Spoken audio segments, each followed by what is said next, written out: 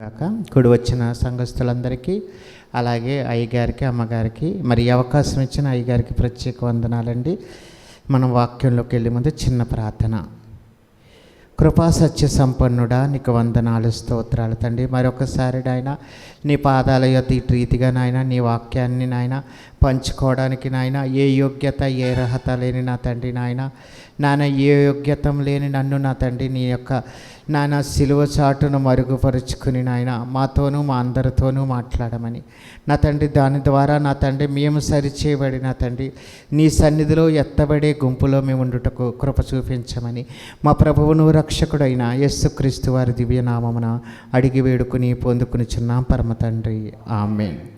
కొరింథీయులకు రాసిన పత్రిక 14వ అధ్యాయము 20వ వచనాన్ని చదువుకుందామండి. సహోదరులారా, మీరు బుద్ధి విషయమై పసిపిల్లలు కాక దుష్టత్వం విషయమై శిష్యులుగా ఉండుడి, బుద్ధి విషయములో పెద్దవారై ఉండుడి అని చెప్తున్నాడండి. ఇక్కడ అపోస్తలుడైన పౌలు మరి కొరింథీ సంఘానికి రాస్తున్న ఈ పత్రికలో మాట్లాడుతుంది ఏమిటంటే, సహోదరులారా మీరు బుద్ధి విషయమై పసిపిల్లలు కాక అని మాట్లాడుతూ ఉన్నాడు. బుద్ధి విషయంలో పసిపిల్లలకు జ్ఞానము లేక మరి వాళ్ళకి ఎలా మాట్లాడాలో తెలీదు, ఎలా వాళ్ళు ప్రవర్తించాలో తెలీదు.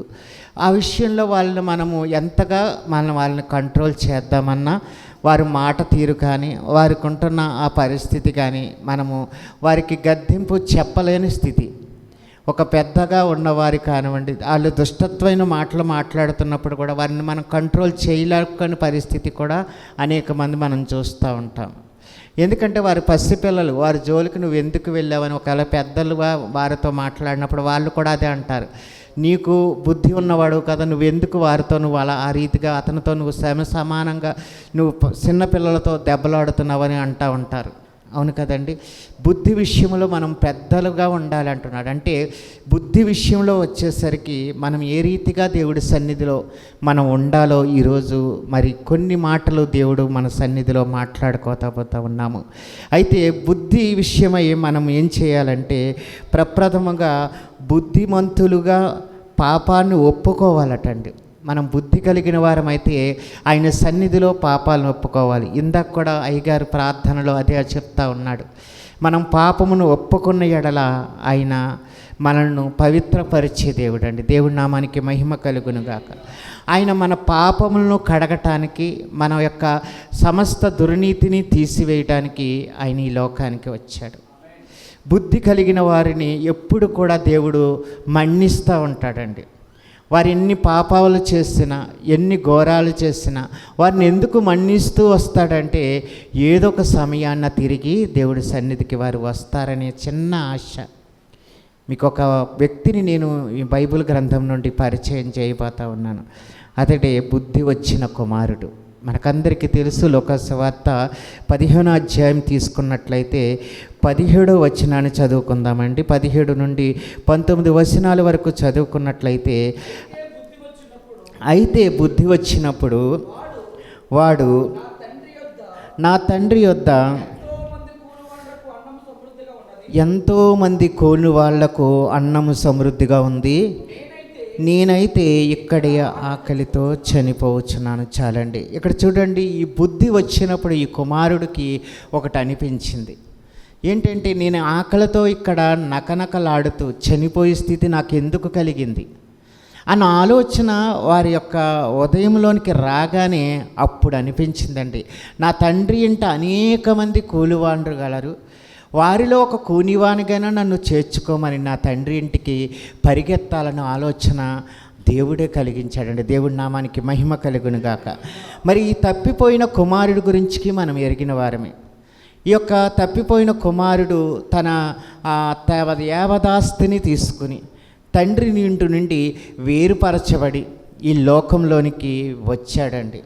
ఈ లోకంలోకి వచ్చినప్పుడు అక్కడ రాయబడి ఉంటుంది, అనేకమైన దుర్వ్యాపారాలకు దాన్ని వినియోగించి మరి తను నష్టపోయి మరి చివరికి ఆ యొక్క పరిస్థితి అంతా కూడా మారిపోయింది. అక్కడ కరువు ఏర్పడిన ప్రాంతం అయిపోవడం, ఆ కరువులో మరి తనకి ఆకలితో చనిపోయే స్థితి వచ్చేసరికటండి ఆ బిడ్డ నకనకలాడుతూ ఒక పందులు మేపటానికి కూడా సిద్ధమైపోయాడు. అయితే తనను తాను అమ్ముకున్నాడు, ఒక బానిసగా అమ్ముకుని ఆ యొక్క పందులు మేపటానికి కుదురుకున్నాడు. అయితే మరి కుదిరిన వెంటనే భోజనం అయితే అతనికి సిద్ధపాటు చేయరు కదండి. ఆ యొక్క పందులు మేపటానికి ఆ యొక్క తొట్టంలో ఉంటుండగా అక్కడ పందులు మేపి పొట్టు తినడానికి ఆ బిడ్డ ప్రయత్నం చేసినప్పుడు ఆ పందులు కూడా తనని గెంటి వేసాయటండి. మనకు తెలుసు, ఇదంతా కూడా మీకు నేను ప్రత్యేకంగా ఏం చెప్పనవసరం లేదు. ప్రతి విషయం కూడా ఇక్కడ మన బుద్ధి వచ్చినప్పుడు ఈ కుమారుడు ఎలా పరిగెపెట్టాడంటే దేవుడి సన్నిధికి తడువు తీగ పరిగెట్టాడండి. ఎప్పుడైతే బుద్ధి వచ్చేంత వరకు కూడా తండ్రి ఎదురు చూసాడే కానీ ఆ బిడ్డ కొరకు ఎటువంటి వెతుకులాట చేయలేదండి. చూడండి, అంతపై ఇంకా మనం చదివినట్లయితే ఒక స్త్రీ నాణ్యాన్ని పోగొట్టుకుంటుంది. అయితే తన దగ్గర ఉన్న నాణ్యాలు ఉన్నాయి, కానీ ఒక్క నాణ్యము పడిపోతే ఆ నాణ్యాన్ని వెతకటానికి ఒక దీపం వెలిగించి ఏం చేస్తుందంటే విల్లును ఊడ్చి అది దొరికి వరకు జాగ్రత్తగా వెతకగా ఆ వెండి దొరికినప్పుడు, ఆమెకు ఆ కాయ దొరికినప్పుడు ఆమె ఎంతగానో స్నేహితులతో కలిసి సంతోషించిందంటండి. ఇది వెతకాలి, తప్పదు. ఎందుకంటే అది నిర్జీవమైనది, దానికి జీవం లేదు, కానీ ఖచ్చితంగా దాన్ని నెతికే తీసుకోవాలి. ఒక గర్రెపిల్ల ఉందండి, అది జ్ఞానము లేనిది, అది బుద్ధి లేనిది, అది ఎలా తిరుగుతుందో తనకే తెలియని పరిస్థితి. అయితే పశువుల కాపరి ఏం చేశాడు, తనను వెతికాడు, తన్ని తీసుకొచ్చి మందలో కలిపి, రాండి నాతో పాటు సంతోషించండి, ఈ తప్పిపోయిన గొర్రెపిల్ల నాకు దొరికిందని వాళ్ళందరితో కూడా చెప్తా ఉన్నాడు. ఈరోజు ఈ యొక్క కుమారుడు ఏం చేశాడంటే తన యావదాస్తిని పంచియమ్మని కూర్చున్నాడు. అయితే పంచిచ్చాడు. అక్కడ నిర్గమకాండంలో రాయబడి ఉంటుందండి, తండ్రి ఆస్తి పంచటం అంటే తండ్రి బ్రతికుండగా ఆస్తి పంపకం చేసేవారు కాదండి. ఎందుకంటే తండ్రి బ్రతికుండగా ఆస్తి పంపకం చేస్తే ఆ ఆస్తి ఇంకా తండ్రి లేనట్టేనటండి, వాడికి తండ్రి లేనట్టేట. అంటే తండ్రిని కూడా కోల్పోయి ఏం చేశాడంటే ఆస్తిని పట్టుకుని బయటికి వెళ్ళిపోయాడు. ఎప్పుడైతే ఈ ఆస్తిని పట్టుకుని బయటికి వెళ్ళిపోయాడో తన స్నేహితులతో కలిసి చెడు సహవాసం చేసి తన స్నేహితులందరితో కూడా మరి విచ్చలవిడిగా తిరిగి ఏమయ్యాడంటే తన ధనాన్నంతా కూడా వృధాపరుచుకున్నాడు. ఇంకేమీ తెలియని పరిస్థితి వచ్చేసింది. ఇంకా ఆకలితో నకనకలాడుతున్న ఆ సమయంలో ఇదిగో ఇప్పుడు బుద్ధి వచ్చిందండి, నా తండ్రి ఇంట అనేక మంది కూలివాళ్ళు గలరు, ఆ కూలివాడు ఒక్కడిగానైనా నన్ను తండ్రి చేర్చుకుంటాడని ఎంతో ఆశతో బయలుదేరి వస్తున్న ఆ కుమారుణ్ణి అంత దూరాన్ని బిడ్డను చూశాడండి.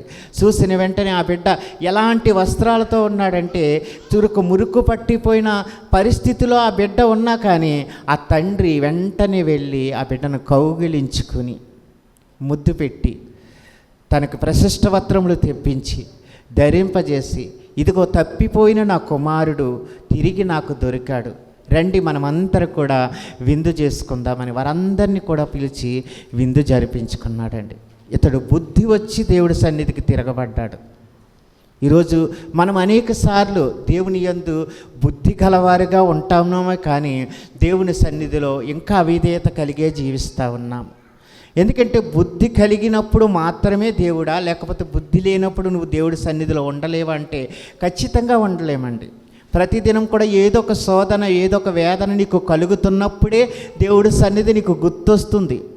ఒకవేళ దేవుడి సన్నిధి నువ్వు మర్చిపోతే ఏదో ఒక వేదన, శోధన నిన్ను వెంటాడి దేవుడి సన్నిధికి రప్పిస్తుందండి. దేవుడి నామానికి మహిమ కలుగును కాక. ఒక సహోదరుడు తన యొక్క ఉద్యోగ నిమిత్తము దేవుడి సన్నిధికి ప్రార్థనకు ప్రతిదినము అందరికంటే ముందు వచ్చేవాడు, అందరికంటే లేట్గా వెళ్తూ ఉండేవాడు.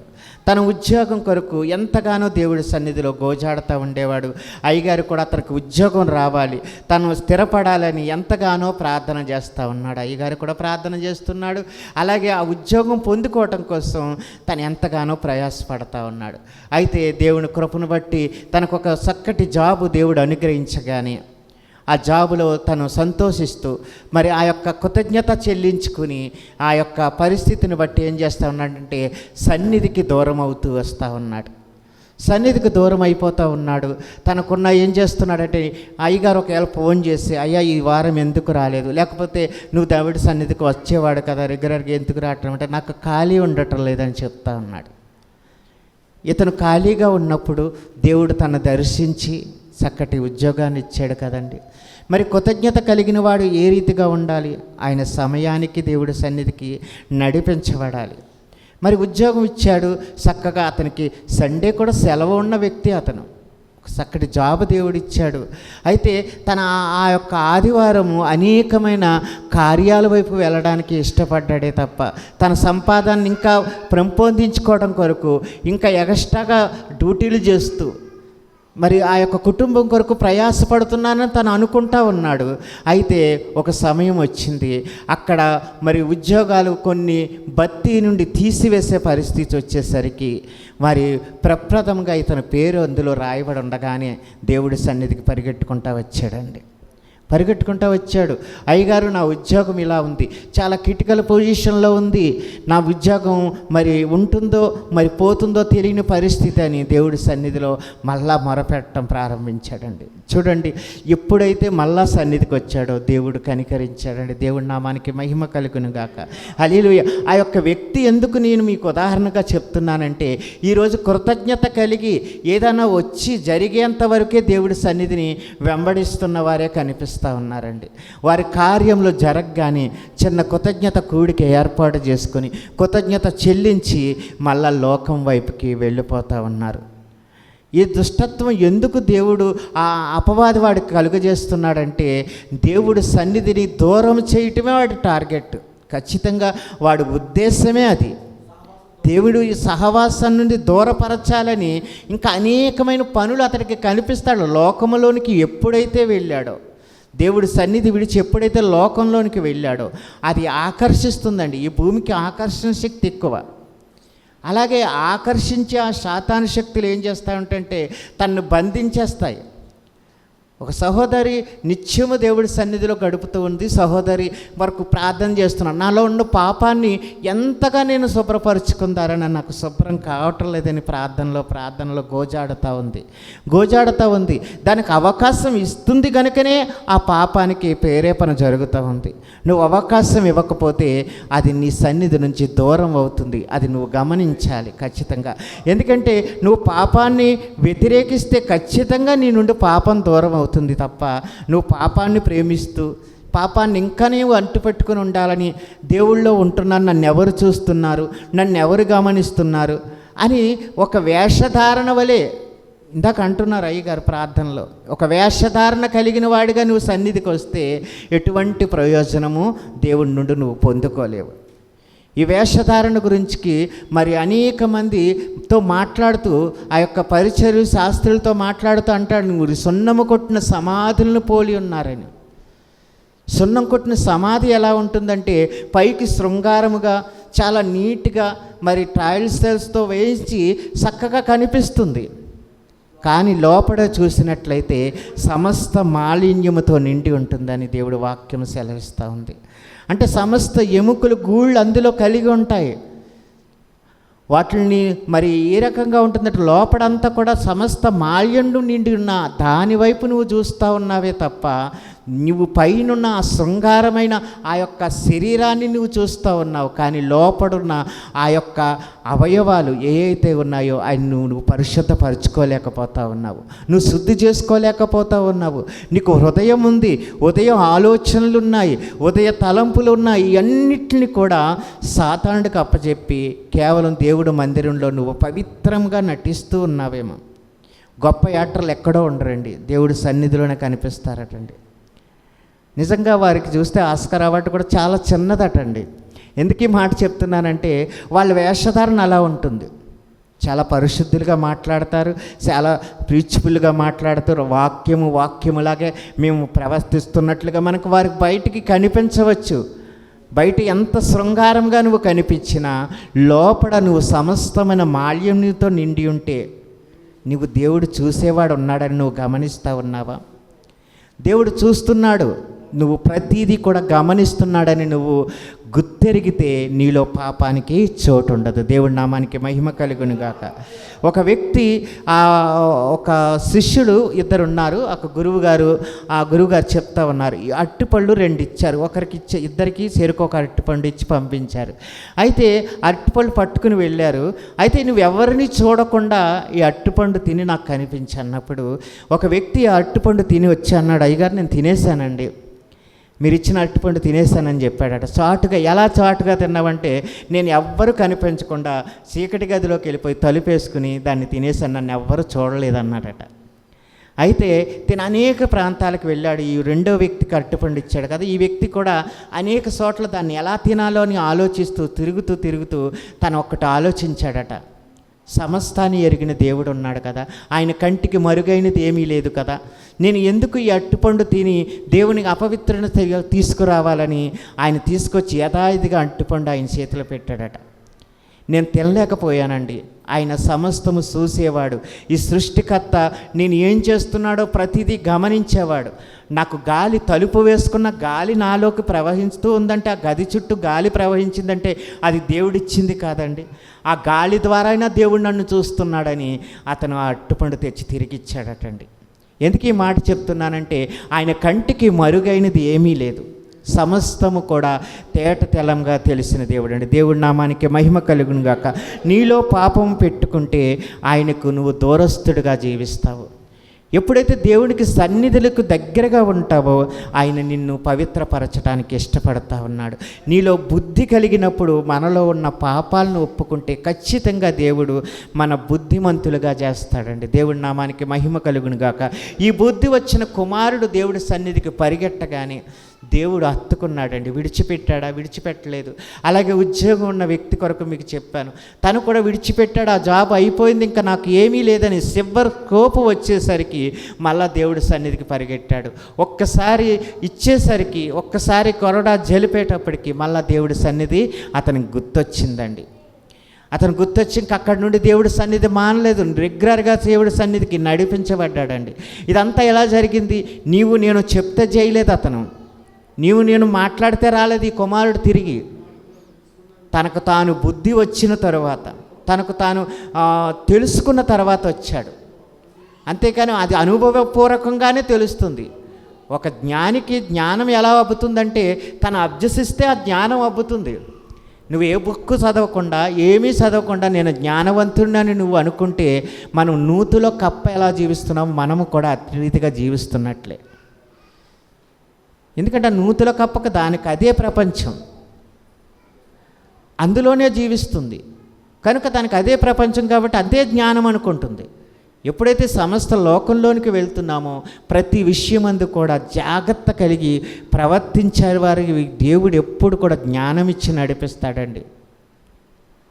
మోషేని చూడండి, తనకు సమస్త జ్ఞానాన్ని ఇచ్చి దేవుడు ఎక్కడ అడిగి తెచ్చుకుని ఆ యొక్క ఇశ్రాయేలు జనాంగాన్ని నడిపించగలిగాడు. మరి అంత గొప్ప ఘనత ఎలా పొందుకున్నాడంటే, దేవుని దగ్గర నుండి జ్ఞానాన్ని పొందుకున్నాడు గనుకనే అతను చక్కగా నడిపించగలిగాడు. అనేక సార్లు వారు విసుక్కొట్టారు, చాలాసార్లు తను విసిగించారు, అనేక సార్లు మాకు ఇవి లేవు అవి లేవు అని అనేక సార్లు గొనిగారు అన్నీ చేసినా కానీ వారిని అందరిని కూడా మన్నించుకుంటూ ఆ ఇశ్రాయేలు జనాంగాన్ని నడిపిస్తూ ఉన్నప్పుడు ఎందుకు వచ్చింది, ఇంకా నేను ఇది విరమించుకుందామని దేవుడే అనుకుంటే కూడా దేవుడి దగ్గర చెప్పాడు, ఇంత దూరం నువ్వు తీసుకొచ్చావు, ఇంకా నడిపించవా, సహాయం చేయవా అన్నప్పుడు దేవుడు మళ్ళా తనలో తాను రియలైజ్ అయ్యి తాను మళ్ళా సరి చేసుకుని మోషేకి తోడుగా ఉండి నడిపించాడండి. ఎంత గొప్ప దేవుణ్ణి మనము కలిగి ఉన్నాము. ఆయన ఎప్పుడు కూడా మనల్ని విడువక ఎడబాయక ప్రేమిస్తున్న దేవుడే. ఎందుకింత దేవునిపై మనుషులపై ఎంత ప్రేమ ఎందుకు దేవుడు చూపిస్తున్నాడంటే, తన స్వహస్తాలతో నిన్ను చేసుకున్నందుకు, తన స్వహస్తాలతో నిన్ను రూపొందించుకున్నట్లు. ఆయన స్వహస్తాలతో నిన్ను చేసుకున్నాడు గనక, ఆయన స్వహస్తాలతో నిన్ను నిర్మించుకున్నాడు గనుకన, ఆయన చేతులతో నిన్ను చెక్కుకున్నాడు గనుకన ఆయన ఇంకనూ నీపై ప్రేమను చూపిస్తూ ఉన్నాడు. ఆయన ప్రేమకు నువ్వు వెలగట్టలేవంటాము, ఆయన ప్రేమకు మనము కొలతలు లేవంటాము. ఎందుకు చెప్తూ ఉంటామంటే, ఆయన ప్రేమ ఎంతో విస్తారమైనది. ఒక స్త్రీ పాపాస్పురాలైన స్త్రీ ఆ యొక్క సన్నిధికి వచ్చి ఆయన సీమోని ఇంటి ఉండగా వచ్చి ఆమె వెనక తట్టు కూర్చుని ఆయన పాదాలు కన్నీటితో కడుగుతూ ఉంది. ఈమె పాపాత్మురాలు కదా, ఈమె యేసుక్రీస్తుకి తెలియదా అని వారు అనుకుంటున్నప్పుడు అంటున్నాడు యేసుక్రీస్తు వారు, ఈమె పాపాత్మురాలైనే కానీ ఈమె నా పాదములు విడవక కన్నీటితో కడిగింది, తన కురులతో తుడిచింది. నేను వస్తున్నానని నువ్వు ఎరిగిన వాడివే కానీ నా కాళ్ళు కడుక్కోవడానికి కూడా నువ్వు నీళ్ళు ఇవ్వలేదంటాడు. ఎందుకు ఈ స్త్రీని ఇక్కడ కొనియాడాడంటే ఆమె విస్తారమైన పాపములన్నీ కూడా క్షమింపబడ్డాయి. ఎందుకంటే దేవుడి సన్నిధి ముందు ఆమె కన్నీరు కార్చిందండి. ఆయన పాదాల యొద్ద కన్నీరు కార్చింది. ఆ పాదాల దగ్గర ఆ పాదాలు కడగటానికి తన కన్నీరునంతా కూడా కొమ్మరిస్తూ ఉంది. నేను సమస్తమైన పాపాత్మురాలిగా ఈ జీవితాన్ని జీవిస్తూ ఉన్నాను, నా పాపాలను కడిగివేయవా, నా పాపాలని తుడిచివేయవా అని ఆమె ఎంతగానో దేవుడి సన్నిధిలో గోజాడుతూ ఉంది. కనుకనే దేవుడు ఏం చేశాడు, ఆమె సమస్త పాపాన్ని కూడా తీసివేస్తున్నానని మాట్లాడుతూ ఉన్నాడు. ఈరోజు నీలో ఉన్న పాపాన్ని కూడా ఆయన కడిగివేయటానికి సిద్ధంగా ఉన్నాడు. ఇంకా నువ్వు ఒప్పుకోలేని స్థితిలో ఉంటే, ఎంతకాలం ఈ పాపాన్ని నువ్వు అంట పెట్టుకుని నీ శరీరంలో ఒక అవయవాన్ని నువ్వు ఎందుకు అలాగా ఆ పాపమనే అవయవాన్ని ఇంకా పెట్టుకుని నువ్వు జీవిస్తూ ఉన్నావో గమనించండి. పాపము నీలో ఉంటే ప్రార్థనకు సమయాన్ని నువ్వు కేటాయించలేవు. పాపం నీలో ఉంటే అపవిత్రతకే నీకు ఎక్కువ చోటు ఉంటుంది తప్ప పవిత్రతకు చోటు ఉండదు. ఆయన పరిశుద్ధుడు గనకనే ఆయన గ్రంథానికి కూడా పరిశుద్ధ గ్రంథం అని పేరు పెట్టారండి. దేవుడి నామానికి మహిమ కలుగును గాక.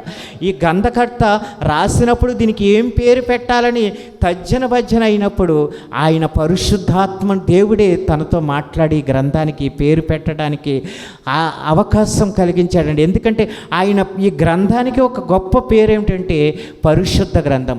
దీంట్లో ఏది ఉన్నా పరిశుద్ధ కలిగినదే.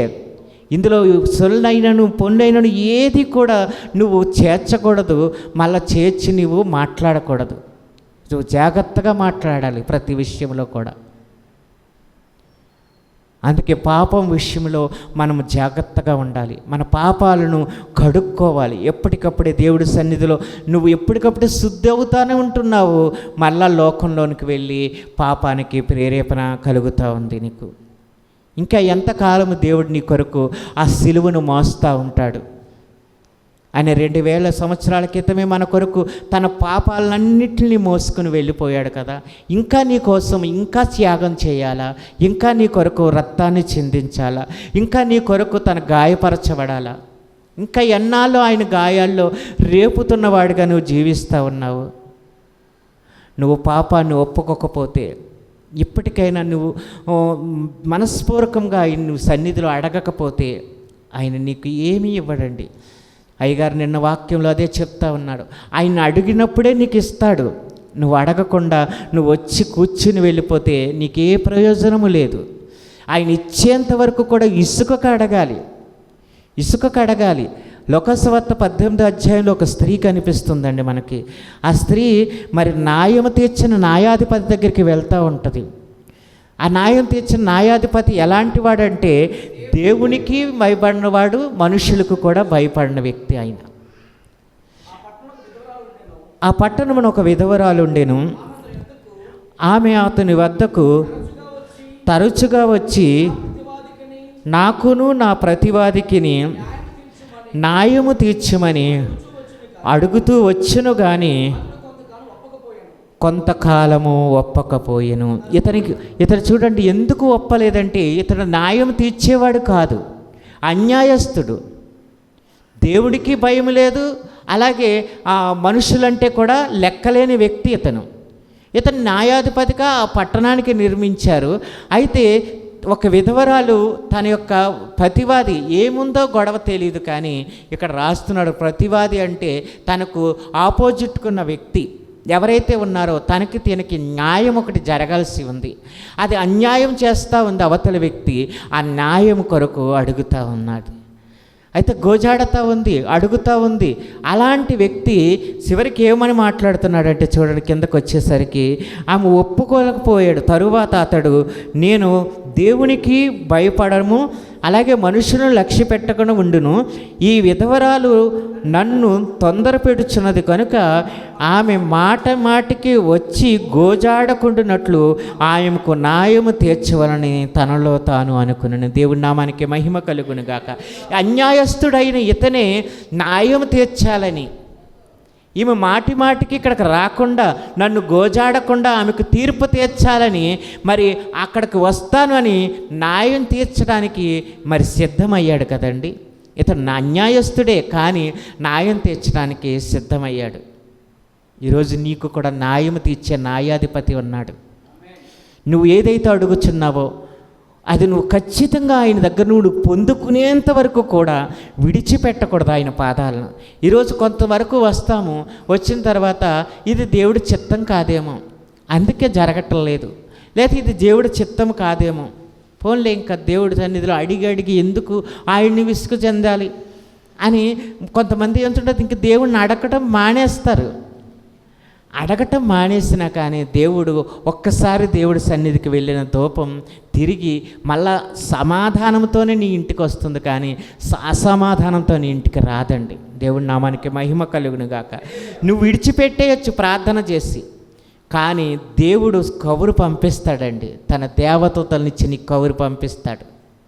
అబ్రహాం అనుకున్నాడు, ఇంకా నాకు సంతానము కలగదు, కాబట్టి నేను ఇంకా ఏం చేసినా నా ఒక సంపాదనకు మరియు న్యాయపతికి ఇంకెవరిని నేను నిర్మించుకోవాలని అనుకుంటా ఉన్న సందర్భంలో దేవుడు మళ్ళా మాట్లాడటం ప్రారంభించాడు. నీ సంతానమే నిశ్చయముగా చూడు, ఆకాశ నక్షత్రాల వల్ల నీ సంతానాన్ని చేస్తానని ఎప్పుడు అతనికి 75 సంవత్సరాల వయసులో చెప్పిన ఆ మాట తనకి 99 సంవత్సరాలు వచ్చే వరకు కూడా నెరవేర్పు జరగలేదండి. తను ఎదురు చూశాడు, దాని కొరకు కనిపెట్టాడు. ఈరోజు కనిపెట్టేవారు చాలా కొదువుగా ఉన్నారండి. వచ్చిన వెంటనే కార్యం అయిపోవాలి, వచ్చిన వెంటనే వారికి జాబ్ వచ్చేయాలి, వచ్చిన వెంటనే లేకపోతే వారు అనుకున్న కార్యం జరిగిపోవాలి.